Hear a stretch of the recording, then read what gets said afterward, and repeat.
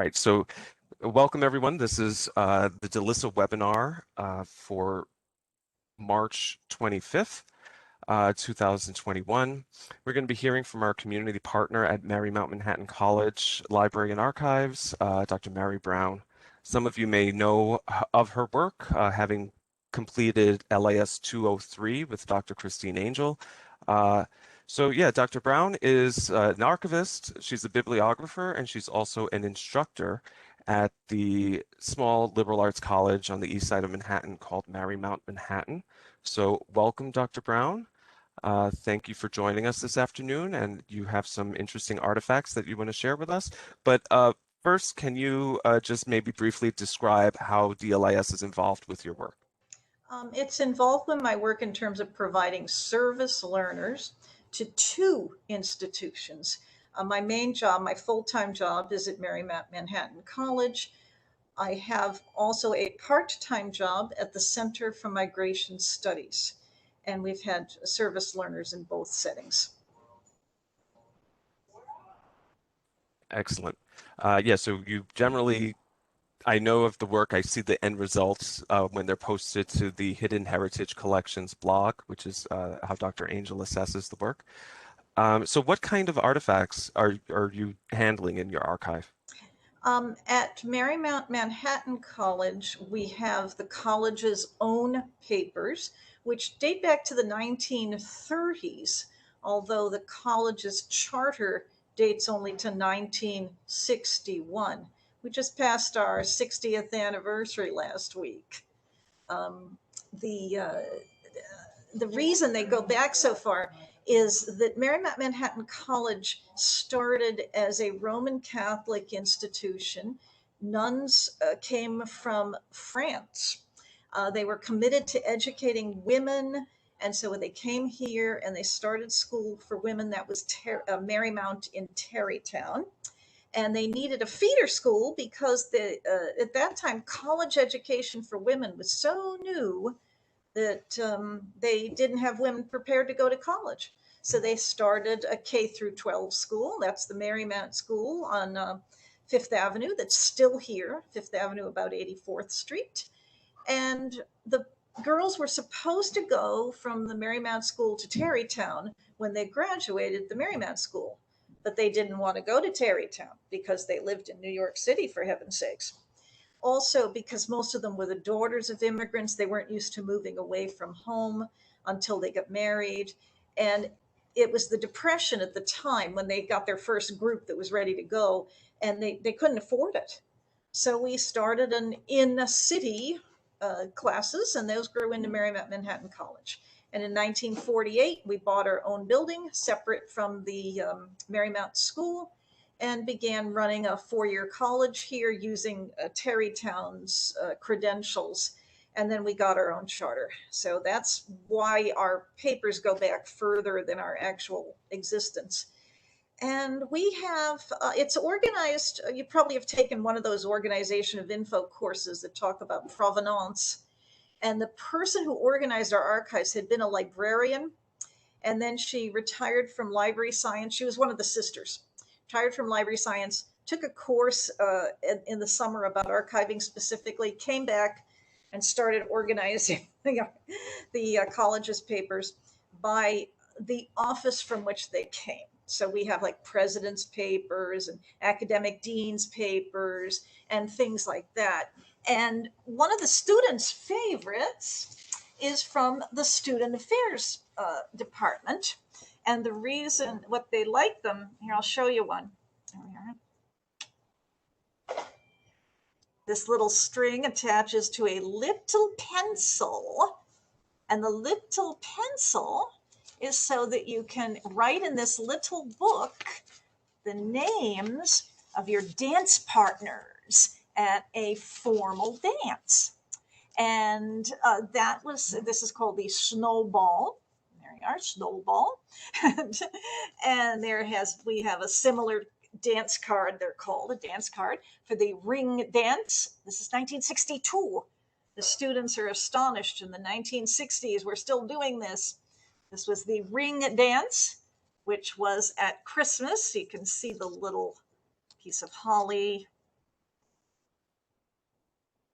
piece of holly.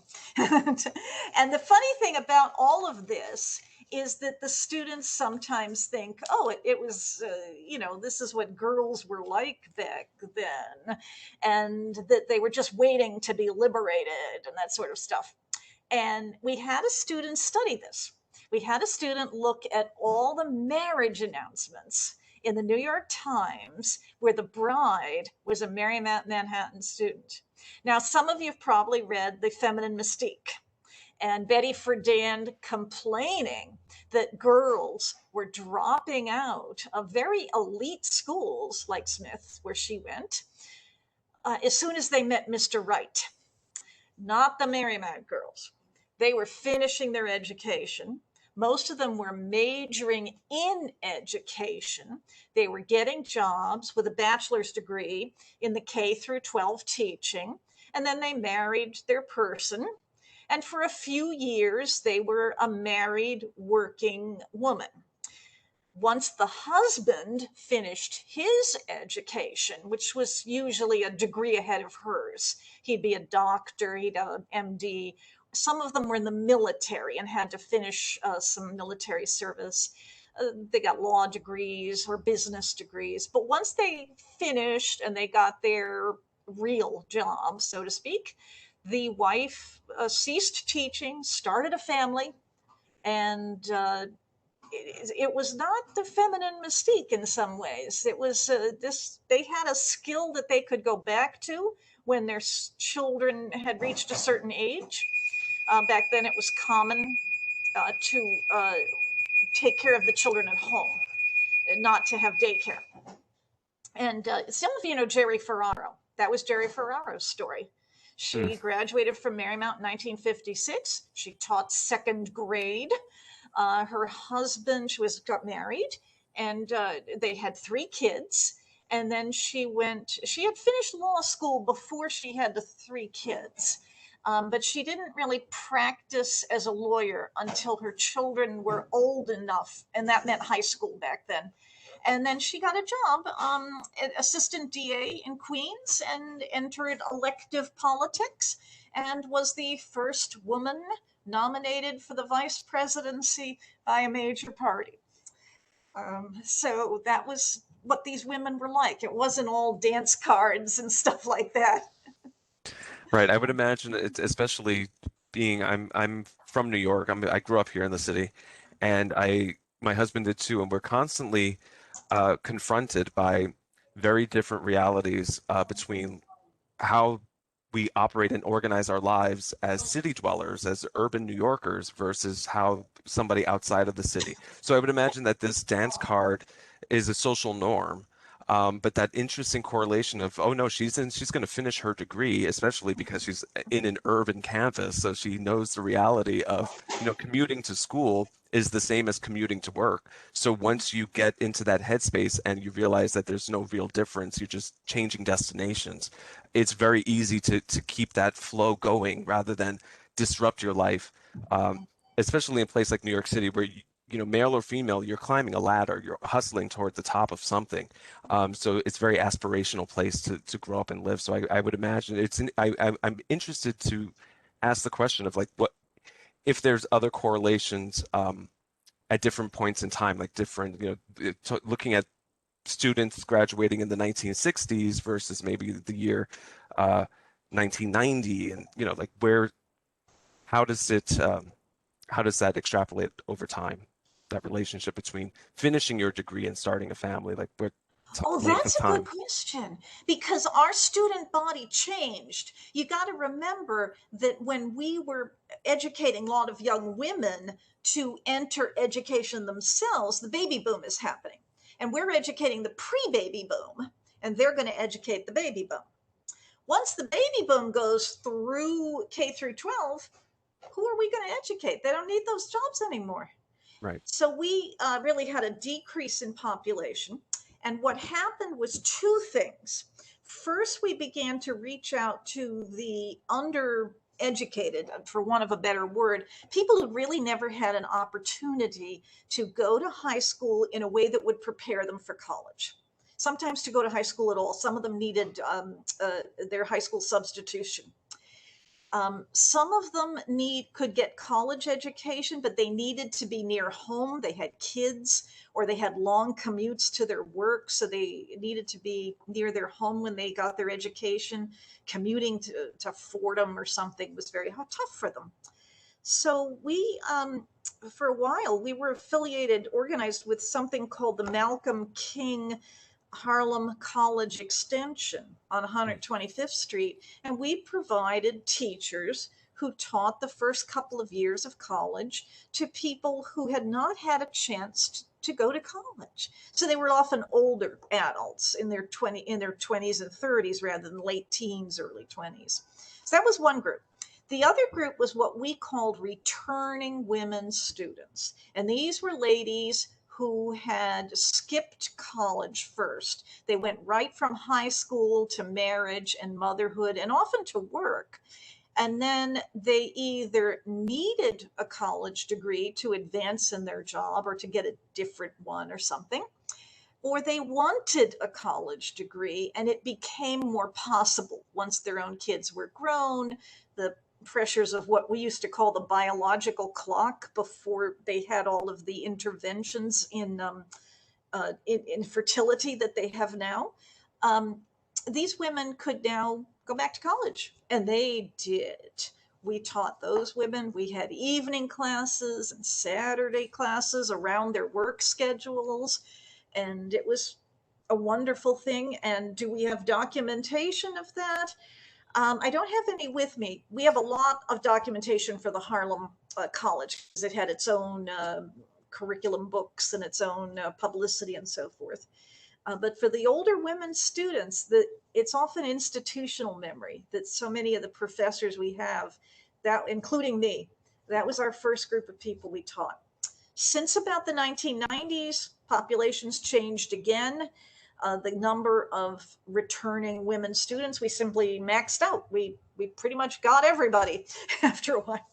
And so the college began going back for the 18 to 22s and really taking advantage of the New York City location, trying to get people from out of New York to come to New York to study Right. something they could study only in New York, like theater. And that's one of our big majors nowadays. So that's what's happened.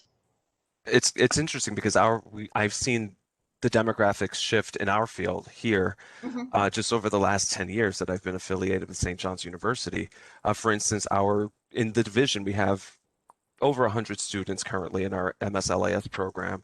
Uh, I think we're at like 80% women. The average age is over 35, and 54% of the students are outside of New York State. And that's a drastic change from when I started in DLIS 6 years ago. We were like 98% female, in their 20s, local to Queens and Long Island, Nassau and Suffolk County. So, it's very interesting, and I would imagine that, this is a pink collar field, right? So there's always a slant toward, we always skew demographically towards women. Um, but, as an institution that was historically women only, that data set is, I mean, fascinating. So what kind of are you encountering, outside of your own internal projects, are other institutions coming to your archive to study that group of women scholars in the mid 20th Yeah, century? that would be wonderful. We do have researchers, which I think is great because my supervisors, my boss, a little bit, they think of the archive as sort of the internal service. Like, we need a picture of the president from 1962. Do you have that? Um, Yesterday, a former student, contacted us. She needs to have a description of a course that she took because she's going for an advanced degree and they want to know exactly what kind of background she's got. Should she take some kind of remedial course, or did she in fact have what they want in it's an accounting course that we needed a description of. So they want to know what exactly it was. So I provide kind of the history. What did we used to teach? What did the president used to look like? um, Various stuff like that. But we also have people coming. We had someone coming to study Jerry Ferraro once, and we had this person, when Sarah Palin ran for vice president, I was listening on the radio and I heard this voice I'd heard before. He was one of my researchers. He'd come to study the process of vice presidential selection, and he'd looked at some of Jerry's papers to do so. And then when Sarah Palin got picked, they got him on the radio as a talking head. And so there it was. But we also have some other collections. We have our big major is, like I said, the comm arts and the performing arts and the visual arts and the creative literary arts. So we have some collections that reflect that. And we do get calls for that. We have a big theater collection. And sometimes I get a call for a program or information, because just some of these people are pretty ephemeral, pretty small career, pretty this sort of thing. And oh, there, you must have that program. And also, we have a theater space. And so we would keep the programs of things that were performed in our space. And it turns out some of those were pretty seminal. So there you go. I'm going to show you one if you don't mind. Sure. This is from our William Harris papers. I'll turn it around. Mr. Harris was a theater critic, active from the mid 1970s until his unexpected death in 2000, and mostly active in downtown New York. He saw everything, and he reviewed many things, and he saved folders of other things that he'd never reviewed, that he just was interested in. And he was friends with a man named Ping Chong. And they were such friends that Ping Chong gave him this lovely Christmas card. There we are. There's this side. This is the back, and it's got a little flower on it. And this is the front. It's a very lovely card. There's a greeting handwritten inside. A little higher, please. A little higher. There we There go. we go. There we are. Excellent. Yeah, terrific. So, but Ping Chong also was a performing artist. He did one-man shows. This is a part of a very large poster that opens up into this. So again, if you're interested in these kind of personal performance shows, these kind of one-person shows, if you're interested in performance art, which is what this person does, kind of crossing the line between these two things. If you're interested in Asian men, if you're interested in a whole bunch of things, we got a folder this thick of correspondence, programs, reviews, advertising, all kinds of stuff you might want. So, and I have 5,000 of those folders for different people. Some of them very small. There's another story connected with this. Do you mind if I tell it? Go right ahead, please. The other paper. This is from actually it's someone that you might know, and you can see the playbills poking out there. This is from Craig Lucas, who is a playwright and 20th century playwright. Craig was apparently also a personal friend, as we can see from this little card that says "Top Secret, Surprise Birthday for Craig Lucas," with the date and the name and who to reply to. And on the bottom, it says, "From Dr. Tim." Dr. Tim was Craig's partner. This was back in the 90s, before there was gay marriage and such. And Dr. Tim looked like this. The reason we know Dr. Tim looked like this is a program from his memorial. He died of AIDS. He died when he was quite young. And we have also lovely little postcard. Not a very happy scene. And that's because it was what Mr. Lucas used to thank the people who sent him things after his partner died. You know, flowers, casseroles, the kinds of things you do when a friend of yours dies. On the other side, it says, "The flowers are lovely, and you are too." That's just so wonderful to have. Now, in the case of Craig Lucas, we've got a great deal. But there are some people where this is all we have because they died of AIDS very young, before their careers took off. and we might have, what's left of their programs and their reviews and so forth.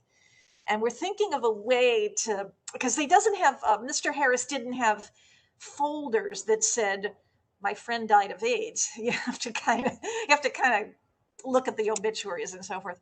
But we're hoping to find them, and we're hoping to figure out a way to highlight that or make it clear that we've got it, because this is a part of the history that if we don't do something, it's going to get lost.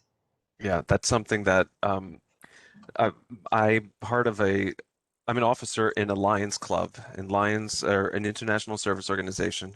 Mm-hmm. And we partnered we're the first LGBT powered Lions Club in New York. And we partnered with Queens Museum and the Queens Library to celebrate, I think it was the 30th anniversary of the Queen's Pride Parade. And my club helped organize, and we went into the archives and we pulled up information, and it's the same level. We leaned on the Names Project, which, if you don't know, is a registry of victims of AIDS going back to the 1980s, Mm-hmm. where they were memorialized with giant quilts, and then the quilts were unified and laid out on the Great Lawn, on the National Mall in Washington, D.C., to signify Oh, the yes. loss of life. Beautiful things, and there's so much ephemera associated with that. It's an ongoing global plague, but that level of ephemera, and it's so indicative of the human connectedness and the human community, where you take something like a notice of death or an obituary, and then you can connect that to a thank you card or a guest book or a prayer card in our Catholic tradition.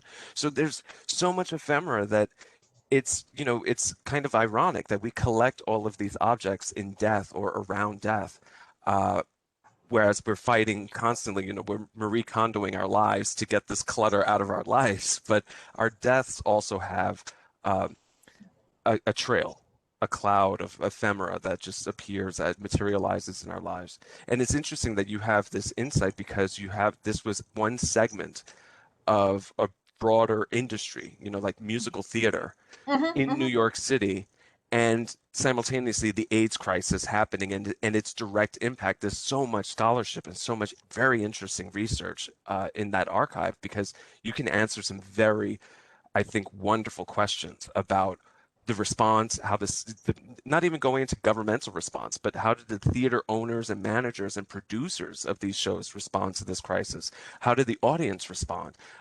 So there's so many angles to it, and that you have these objects there that can facilitate those connections. And like you Mm-hmm. said, taking someone, and Broadway, we know because we're here and we interact with Broadway all the time. Even if the show was running 8 shows a week, each one is different. And when you go to a matinee, the program has to be, there's an insert in the program to say who's acting in what roles, because the cast, there's slides, and there are swings, and they're gonna be taking on different roles throughout the life of the production. And is it just running for 6 weeks? Is it running for 6 months? Do you end up with Cats that runs for 80 years? Like, there's so many variables that there's a lot of information, a lot of data. So how big is your archive? Like, how many objects do you think are in your collection, if you had to guess? We have 10 collections. That's how we Wow. usually do it, is we organized it by collection. We have 10 collections. One of them's Deaccession. Jerry Ferraro's papers went to Fordham a couple of years ago. When she passed away, her husband's main connection was with Fordham. And so that's what happened. And, who's going to argue with a widower? Right. So there we are. Um, we have a small rare books. In fact, it has only one rare book in it right now. But I did want to set it up in case we needed to have some more. Most of them document theater, and they average. Mr. Harris is 151 boxes, and those are those Hollinger boxes. Okay, Hollinger boxes. so 151 boxes is about 70 or so linear feet, a little more than that, 75 linear feet. On the other hand, most of the other collections are about 10 boxes. This seems to be what people do. It's programs, it's photographs, scripts. We had a dance couple, Ethel and George Martin. They met dancing in a chorus line. They danced in the movies with choreographer Jack Cole. They came back to New York, danced together, danced in Kismet. They're both in the original Kismet. And then they started a family, and Mrs. Martin didn't do quite so much dancing at that point. And as they both aged, they moved backstage, became managers and stage managers and stuff like that. So they have a huge and very interesting collection of prompt scripts and lighting scripts and cueing scripts and all this kind of stuff. The lighting scripts are fascinating for my students because they're used to lighting being pre-programmed. And no, at some point, their lighting manager would point to you and you'd run up there and you'd flip that on and you'd point it at the star and the star would move 2 feet. That, by the way, is documented here. These are Ray Rex papers. Ray, only one of folder of 10 boxes of them. Ray is one of our professors. Ray teaches design for theater. And this is what they used to do. They used to have this big kind of, he had it in a 3-ring binder when he used it. But there's this sort of thing is a prompt list, a list of, let's see, list of budget. In this case, it's a budget list. We've got some things here for lists of people's names and phone numbers, so I won't hold that up.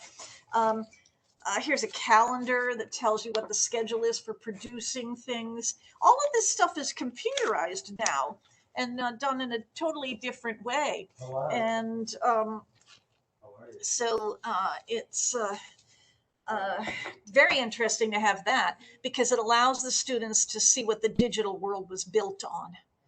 Absolutely. You know, absolutely. I'm sorry. Yeah, you mentioned. Go ahead. No, go ahead. Sorry. I just make one other point. Because you're studying information science, that idea that you kind of have this way of organizing it, and in some ways you can't imagine something else. So the computer has little pictures of folders in it.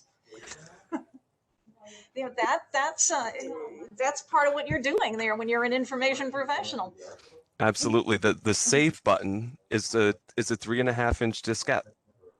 Right? Those don't exist anymore, but the icon persists. It's going back to what you said about your role as archivist and verifying. I'm sorry, I have to stop. There's someone who needs my attention. Can we stop the recording for like 2 minutes? Definitely. Yeah, I'm sorry. I'm sorry. We're having a weeding project, and nothing gets faculty attention like we're going to throw out your stuff. So someone's been here to make sure we don't throw out his stuff. I see. I see. Yeah, it's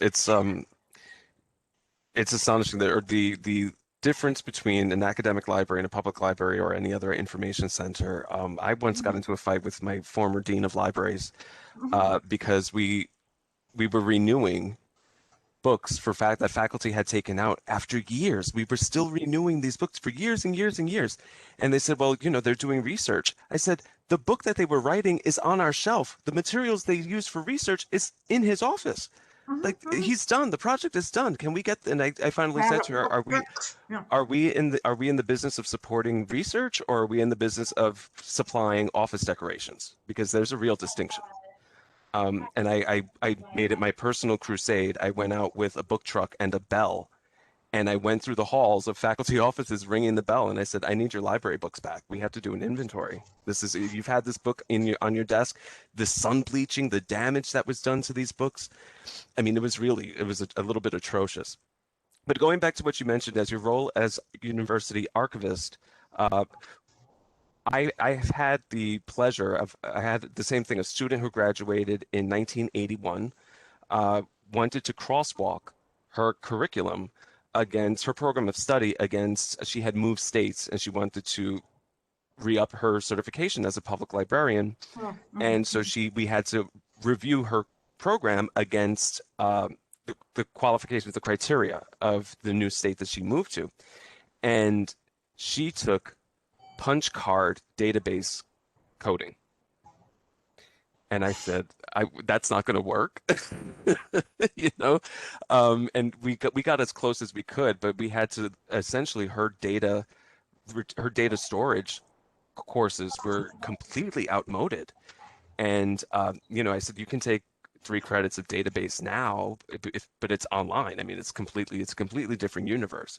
So your idea that, we're still organizing files and folders, even in a virtual space, it rings true because all of that goes back to, the IBM. It goes back to that, what's her name? Katharine Hepburn and I can't remember the name of the movie, the desk set. Desk set, yeah, yeah. Right? Like we've been fighting this battle. It's always, why do we need libraries anyway? Why do we need archives? And it's like we're still using the same principles. It's just taken a different form. We're still using files and folders. As long as humans create, we will always need files and folders. Well, and you need, it's funny because, like I said, we're doing a weeding project right now. And there is a sort of feeling of why weed? Why not just let it all go somewhere? And I want to, at least one reason is we have a photography major. So we have photography books. Now, up until about 1990 something, photographers didn't have any choices. They had to print out their stuff. But any photography book after about 93 or so represents a choice. The person could have stayed with digital imagery. They didn't. They chose to print out the photos. They chose to make the book. This is the format they wanted. This is what they think it ought to look like. And we should keep the book because that shows you what they thought it should look like. I mean, I can see having art store Mona Lisa because Leonardo da Vinci didn't think that the Mona Lisa would be in this, reproduction of Da Vinci's Greats or something. But certainly, uh, things that people intended to look this way, that's what the archive is for. So it will look this way. Right.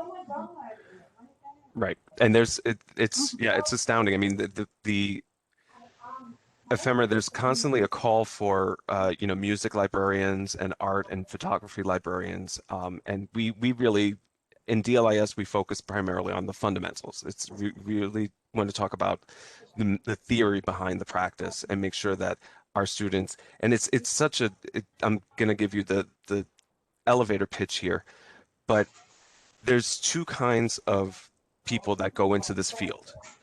The first is the librarian was the only person that spoke to them while they were in high school.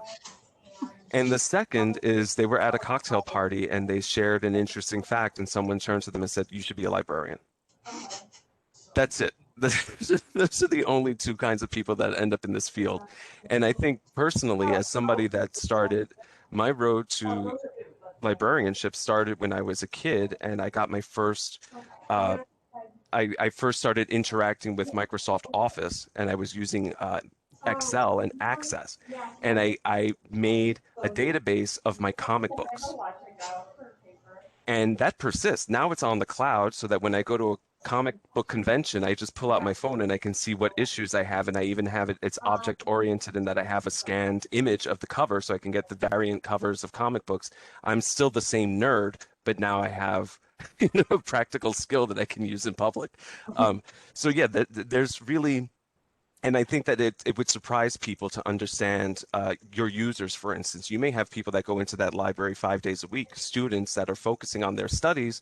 They don't know the magic that's behind the door. They don't know what kind of objects you have in your artifact. And that's really, I think, something that a lot of people, I mean, today you sat down to talk to us and you have 200 things on your desk that you want to show us. Mm-hmm, mm-hmm. So yeah, Yeah. I wish more people, I wish the public would, New York Archives Week is a great tradition in the fall where all the archives open up, but it's just us going to look at each other's collections. It's we do teach theater history, and one of the professors makes them go to the two of the professors now two make them go to the archives, and they have to pick a folder and they have to describe what's in the folder, and they have to figure out how you would do a project based on that folder. And for some of the students, this is like, please God, get me through this assignment. And then they sit down with the folder, and an hour later, they're still there. Yeah, this I had never thought there were so many productions of whatever it is, with so many different actresses doing it so many different ways. And all these clippings are right here. Yeah. So yeah, it can be very, very interesting for them to see something in their hands for the first time. And that's one of the things. I come from a historian's background. I have a doctorate in history from Columbia University, and I teach. And then I got into working in archives, which is a somewhat older path, a path that was long ago, before you had to have so much technical expertise and managerial expertise. And so my biggest thing is I tend to know what the collection is, and what's important about it and stuff like that, and be able to kind of think what you can do with information, which is a little bit of explaining how you would organize it for someone else to find things. Yeah, absolutely. I think that's the nexus of, that when you transition from historian to librarian, there is that service. Mm-hmm. It's that retrievable. You want to service the information, you want to service the collection by providing it, making sure that you make that connection between your user and your collection. And that's really the threshold, I think, between historian and librarian. Because, yeah, I mean, going back in our tradition here at St. John's, we're part of the Vincentian tradition of Catholicism. And we have an archive of manuscripts that were handwritten by St. Vincent and his correspondence with St. Louise de Marillac. And those documents are in Europe. And we found out, with Dr. Angel and I found out at the same time a few years ago, that in the 1970s, the collection was being managed by a priest with no archival experience, no library and information science credentials whatsoever. And he decided the best way to preserve these manuscripts from St. Vincent was to laminate them. Whoops. Okay. So we're It's a theory. right. So, I mean, they're now 400-year-old documents are preserved in plastic that is bonded to the paper and is also deteriorating rather quickly. So we're in this kind of race to get as much of the collection digitized and made available for future scholarship. And but it's this kind of history. The patron saint of librarians is Saint Girolamo. He's a hermit, and he was able to build an archive because he didn't want people to abuse the books and the scrolls and the items that he was preserving. But he ended up accidentally hoarding all of this church-related information, and now he's the patron saint of librarians and archivists because he was antisocial to the extent that he preserved a century's worth of literature. Yeah, I this story actually comes from my other archive, but one of the things I found is that use is preservation. That if you use Absolutely. it, if people know it's there, for one thing, the tendency of the management to wonder why we're keeping that goes down a good deal. But it's also just sort of, in some ways, safer. This is paper. It was sitting somewhere, someplace. As long as you take reasonable precautions, like you say, you should not go around laminating everything, because there's a certain naturalness to this thing that has to be respected, and makes it a little bit easier to work with. Absolutely. And yeah, I love that phrase, use is preservation, because it is essentially, especially if you look at a public library, when you're reading the collection and you do it annually, your circulation statistics are going to inform your choices, right? I mean, that's the bruntest, the most brutish way to weed a collection is to say things that haven't circulated in the past 12 months out. Mm-hmm. Mm-hmm. So, that also the opposite is true. It's that things that have been touched and engaged with, works that are based on this, having access to this, that is brings attention to it. You want to shine a light on the things that you have and, uh, hold it up for the world to see. That's part of what we're trying to do. Mm-hmm. Mm-hmm. Yeah, and it's also that you always have a piece of a puzzle. Uh, Um, that other people might have other pieces of the puzzle. Again, it's a little less true here, where academia is like a little bubble into itself. But I work at the Center for Migration Studies. Maybe we should do one of these talks just about that one someday. But we're holding a piece of a puzzle there, in that it's only the immigrants' experience of being in transition that we have documented. Their experience before they came and their experience after they left is someplace else. And it was the experience of the people above them who made the decisions that meant that you take an airplane instead of a boat, or that you go to Australia instead of America in the case of refugees who are placed. Um, we don't have those pieces. We Mm, just we just happen to have the manifest with you on it. you know. So there you go. But it's very interesting how much stuff we have. Um, I'll show you one other story. sure. This is small. This is small. Like I said, we have a collection from Edith and George Martin, and the Martins were dancers until it really got kind of hard to dance, and then they did other things. One of the things they did was they ran an industrial show company. And an industrial show company was what people did before Super Bowl commercials. When they had to roll out a new product, they would do this sort of Broadway like show, and they'd invite the buyers and like if it was an automobile, and this is an automobile example. Some people may actually remember this campaign. Ford has a better idea with a little light bulb. That was their slogan for 1968. You would think here's the things they're selling: Fords and Torinos and Falcons and Mustangs and Thunderbirds and stuff like that, each one on its own light bulb. This thing here is a Broadway program. The guys selling the cars, the people at the Ford shops, came to this program, and they watched a show that was entirely about cars and trucks. It was a Broadway show about cars and trucks.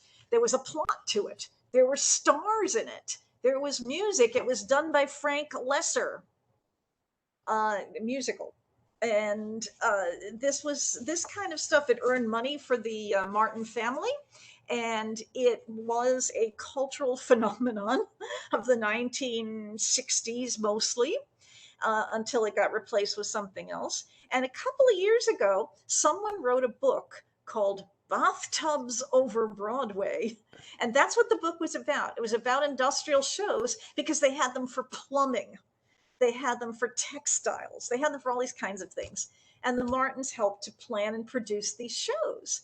And so it's a little bit of theater history that you don't really see in too many places. And we've got some terrific documentation of it. And I couldn't find it fast enough, but they worked with the Milliken Company, which is a fabric company, and they produced a show for the Milliken Company for about 4 years. And there were different shows each year, completely different plot and everything. And one year they got Bert Lahr to star in the program, and he was on the cover. So when I show my students this, I show them a little picture of Bert Lahr, and they say, "Who's that?" Then you show them a picture of the Cowardly Lion. Right.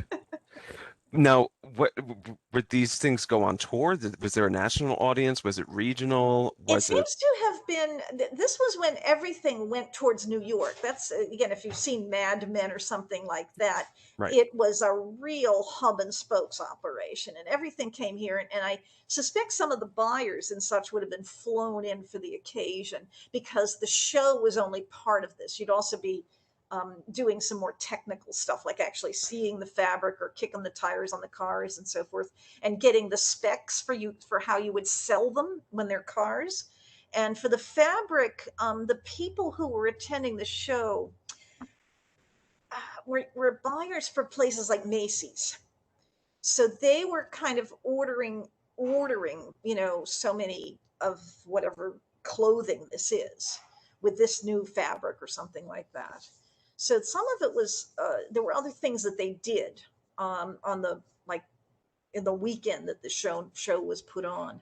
So I think it was like a big week for them. I don't know entirely. This is something we got to find out one of these days.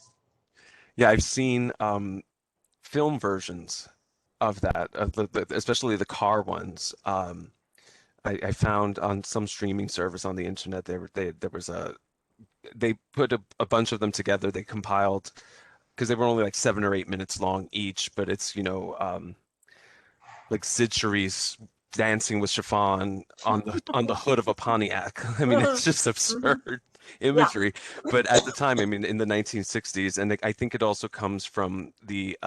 I asked if they went on tour or anything because of the World's Fair. So the World's Fair has that kind of Ford, General Motors Futurama thing, and all of the imagery that comes out of that. But this genre, I've never heard of this trade show Hmm. Hmm. in that it's an actual musical. Yeah. Yeah. No, and neither had I until I got the folders, and I couldn't entirely figure it out at first. Except that I knew who Bert Lahr was. Um, for one thing, I do remember he used to hawk Lay's potato chips, and But he I'm going to make the suggestion to the New York Library Association annual conference planning committee that maybe the trade show should come back. yeah. Well, this is it's so interesting, and I'll show you one other one, and this is sort of a two-parter. Um, and by the way, again, if you build it, they will come sometimes. Um, we had this lady call me, and the poor lady, because she introduced herself as Maureen Anderman, the actress, and I'm like, who? She had a 50-year career as an actress. Wow. She was an ingenue in the 1970s. She played in Michael Weller's Moon Children, which was a movie kind of about young, not a movie, a play about young people in the Vietnam War era. And she finished her career, I think, with Kenneth Lonergan's Waverly Place. She finished her career as kind of playing A.E. Gurney and things like that. These sort of comedies where there's couples and the comedy comes from the relationship and that sort of thing. Anyway, when she was a young woman, she created the role of Sarah in Edward Albee's Seascape. This is a picture of her getting made up for the occasion. Hmm. Sarah is a lizard, okay?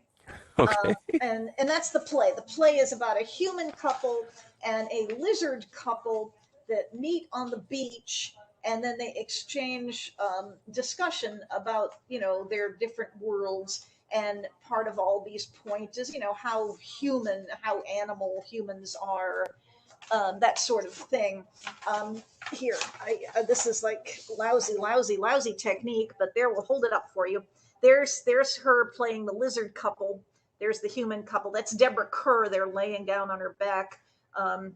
They're trying to indicate to the lizards that they're vulnerable.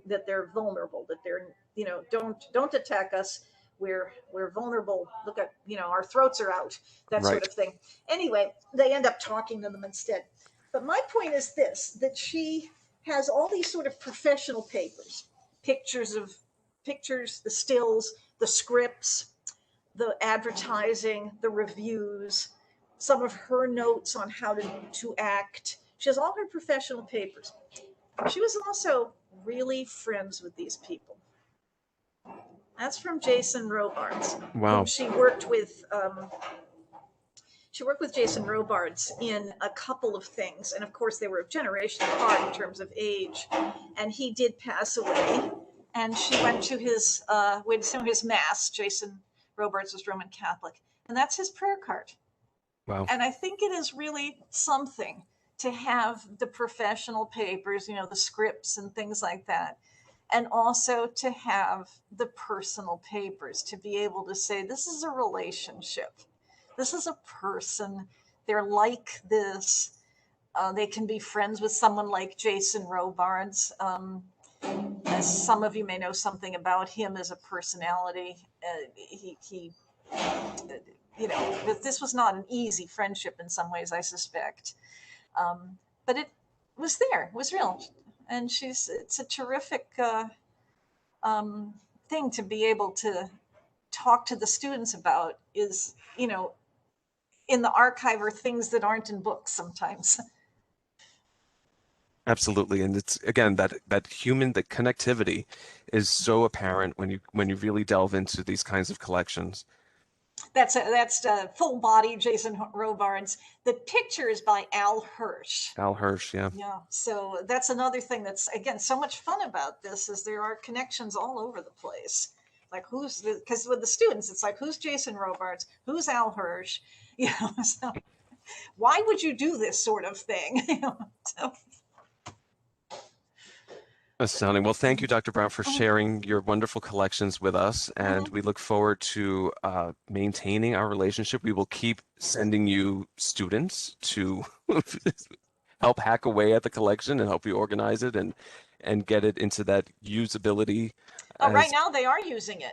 We have students preparing. I'm going to do an online exhibit that's based on our uh, honorary degree recipients because we oh. had to suspend having graduations, so we didn't offer an honorary degree last year.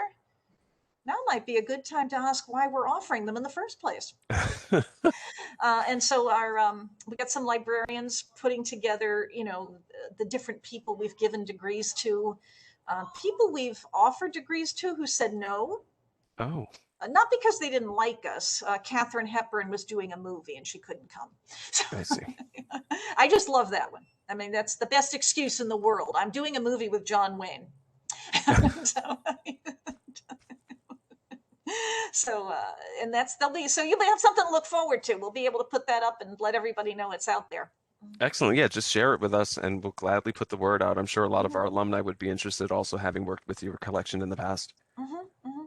Well, thanks again. I'm going to wrap this up with my usual housekeeping, which is just things that are coming up, folks. So those of you watching next Thursday, April 1st, 2021 is the first day of our Easter recess. The university will be closed Thursday, Friday, and Monday in celebration of Easter or in observance of Easter. April 8th, our next webinar, we're going to hear from some new members, the Emerging Librarians Committee of some of the professional associations to talk to us about how important it is to be a member of a professional association in terms of your career development and advancement. For those of you seeking a May 30th, 2021 diploma, your ePortfolio will be due April 12th. That's a Monday by 5 p.m. And finally, I don't know why Microsoft PowerPoint chose a violin for Dr. Vorbach's webinar on the 22nd, but there you have it, the DLIS Directors Forum. Get out there and enjoy yourselves. Spring has sprung. It's a lovely spring day in New York today. We're at about 70 degrees, so I'm completely overdressed and sweating. But other than that, enjoy the rest of your day. Thanks again, Dr. Brown, and we'll talk soon. Mm-hmm. Bye bye, everyone. Bye bye.